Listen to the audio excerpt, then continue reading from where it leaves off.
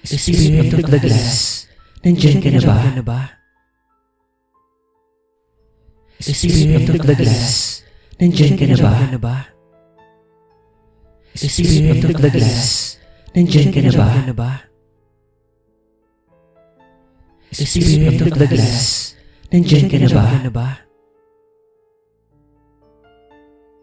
Hindi ko lubos akalain ng isang trip namin ng mga kaibigan ko ay magdudulot sa amin ng isang trahedya na muntik ng kumitil ng mga buhay namin. 2003, Baguio. Nag-retreat ang school ko sa isa sa mga retreat houses diyan.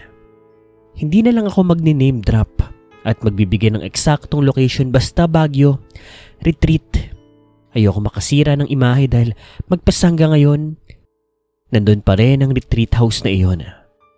By the way, ako si Sammy at makakasama ko ang mga classmates ko at mga kaibigan ko noong high school pa lamang ako. Si Micaela, Rara, Mimi at Alisa. Mga 4th year high school na kami that time. Simulan na po natin. Pangalawang gabi na po namin doon at marami na po kaming activities na nagawa. Meron pa kaming 2 days doon para naman mamasyal at para sa susunod na araw umuwi na. At nung gabing yon, may napagkasunduan kami. Kalalabas lang namin para mag-night market noon at siguro mga 2 AM na noon. Pagod kami pero masaya pa rin naman. Enjoy na enjoy kami kasi ang dami naming nakain, nakapaglibot-libot kami. At nakabili rin kami ng mga kung ano-anong bagay na pwedeng pampasalubong at mga bagay na gusto namin. Nasa kwarto na kaming 5 noon. Nang bigla, si Micaela may inilabas sa mga binili niya. Hoy, tignan niyo to, itry natin. Paglingon ko, nagulat ako at hindi nakapagsalita. Samantalang si Rara, Mimi at Alisa, tuwang-tuwa, amaze na amaze. Wow! Ouija board! Binili mo? Oo, kanina. Binili ko doon sa matanda. Mura ko lang nabili. Parang madumi na nga eh. Hoy, huwag yung paglaruan yan. Masama yan. Hay, Sammy naman. Para kang nanay namin eh. Okay lang yan. Ang KJ mo, nandito nga tayo para mag-enjoy eh. As usual, yung 4 palaging on the go at ako ang palaging KJ sa samahan. Aminado naman ako doon na maraming bagay ang hinihindian ko. Pero sa pagkakataon na yun, wala akong nagawa. Kahit ilang beses akong humindi at kumontra, natagpuan ko na lang ang sarili ko na nakalagay ang 2 daliri sa isang baso. Nakapikit at nagbabanggit ng mga salita na, Spirit of the Glass, nandiyan ka na ba? Dahan-dahan akong dumidilat. Tinitignan ko silang 4 na taimtim na nakapikit at sabay-sabay na sinasabi ang mga katagaan na iyon. Given na malamig sa Baguio. Pero noong mga panahon na yun, partikular sa kwarto namin, mas lumamig. Imagine ninyo, naka-aircon kayo. Pero may malamig na hangin pa na bukod na dumadampi sa inyo. Tapos ako unti-unti nang hindi nakakahinga. Ang sikip na rin ng dibdib ko hanggang sa mapansin ko na doon sa likod ni Mimi may isang babae. Kita ko lang ang ulo niya.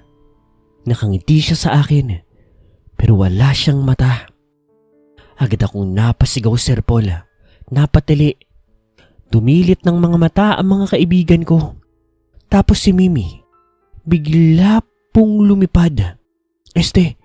Lumutang. Nawala ng malay si Mimi kasi tumirik ang mga mata niya. Nakadapa siya, nakabuklat ang mga kamay at paa. Umiikot-ikot pa. Nagsisigawan na kaming lahat noon. Nagyayakapan sa isang sulok hanggang sa makapasok ng isang teacher doon. Anong nangyayari? Diyos ko! Hanggang sa may pumasok na isang madre at isang pare. At doon nagsimulang magbanggit ng mga salitang Latin si Father. Parang ina-exorcise niya si Mimi. Hanggang sa biglang bumagsak si Mimi. Buti na lang nasolusyan ng mga faculty at ng mga madre.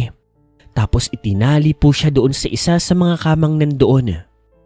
Nagwawala po siya. Napakalakas niya. Iyakan lang kami ng iyakan noon dahil sa pagkakataon na yun, si Mimi, ibang-iba na ang itsura. Yung maputi niyang balat, naging kulay abo, tapos biglang naging maugat. Yung mata niya dilat na dilat, pulang-pula. Tapos ang pinaka-nakakatakot pa doon, ibang-iba na ang boses niya. Di ba tinatawag niyo ako? Nandito na ako. Ngayon maglaro tayo. Papatayin ko siya. Tapos papatayin kita. At papatayin din kita. At papatayin ko kayong lahat. Kami ang tinitignan ni Mimi. O ang mas maiging sabihin, yung natawag namin na espiritu. Takot na takot kami noon. Iyak kami ng iyak. Hindi dahil sa si Mimi ay nakakatakot, kundi nag-aalala kami sa buhay ng kaibigan namin. Patuloy lang sa pagdarasal. Yung pare, binabatuhan niya ito ng tubig ng Diyos. Habang yung mga madre dumadasal din, hawak-hawak ang rosaryo nila at kami nasa isang sulok lamang. Yung mga faculty nandun lang din habang sa pintuan ay may mga nakasilip na mga estudyante. Tumagal yun ng isang oras pero maya-maya may pumasok sa kwarto na isang matanda. Kakaiba ang kasuotan niya. Parang ang lasinggero lang eh. Pero dami niyang dalang mga abubot. Naglabas ng mga garapon. Naglabas-labas ng kung anong mga dahon, mga libro, barya at kung ano-ano pa. Padre, ako na.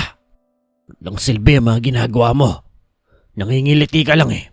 Hindi yan normal na espiritu. Demonyo na yan. Ikaw nang bahala dyan, Esteban. Hindi ko kaya yan. Ay, naku padre talaga.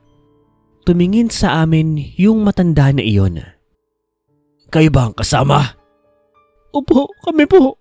Halika kayo. Humawak kayo sa akin. Bilis! Pagkasigaw niya noon, nanginginig kaming lumapit sa kanya. Para kami mga robot noon na sunod-sunuran. Ito bang ginamit niyo pantawag sa demonyo? Opo. Anong unang letra na lumabas? Letter B po. Sumunod. Letter A po. Sumunod. Letter A po ulit. Tama na. Kilala ko na to. Nagbanggit po siya ng mga salitang hindi namin maintindihan at sa dulo may sinabi siyang pangalan at pagkasabi noon, bigla pong nabuhayan ulit yung halimaw na nasa loob ng katawan ni Mimi at nag-usap sila sa hindi namin maintindihang lingwahe. Nagmumurhan yata sila, nag-aaway, basta nagtatawanan pa nga. Pero hindi yung nagtatawanan nakakatuwa, nagtatawanan na nakakatakot. Hanggang sa nagbanggit ng mga huling kataga itong si Mang Esteban. Tapos lumapit siya sa amin. Naghiwa siya tig-iisa sa mga daliri namin. Tapos nagpatak siya ng dugo sa isang baso na may tubig na kung ano. Pagkatapos nun, pinainom niya yun kay Mimi. At pagkatapos, nangisay at nanginig ang katawan nito. At pagkatapos noon, bigla itong nawalan ng malay, nakatulog. At mula sa bibig nito, may lumabas na itim na usok na agad din namang sinalo ng matanda na albularyo at pinasok sa isang garapon. Sabay takip, sabay balot ng itim na tela. At pagkatapos, pasok sa bag nito. Huwag na kayo maglalaro ulit ng mga ganyang laruan kung hindi nyo kayang panindigan. Ikamamatay nyo. Hindi na po nagising pa nung gabing yun si Mimi dahil kinabukasan na siya nagising. Binantayan pa siya ng matandang albularyo na si Mang Esteban hanggang sa magising ito. At pagkatapos ayos na ang lahat. Ang huling naaalala lang ni Mimi ay yung bago kami pumikit at maglaro ng Spirit of the Glass. Sinabi namin sa kanya ang totoong nangyari at maski siya kinilibutan at natakot din. Kami naman po Sir Paul, nasuspindi kami ng ilang araw. Na-detention pa nga kami. Kuntik pa nga kaming makick out noon pero syempre nagmakaawa naman yung mga parents namin pati kami. Nabawasan na lang tuloy yung mga grades namin. Inis na inis ako noon sa 4 na kaibigan kong yun. Pero wala ganun talaga. Part of growing up. Mula po noon Sir Paul, naniwala na ako sa mga kababalaghan At sa totoo lang, may mga gabi pa rin napapaniginipan ko siya. Yung babae na demonyo. Yung sumanib kay Mimi. Spirit of the Glass, nandiyan ka na ba?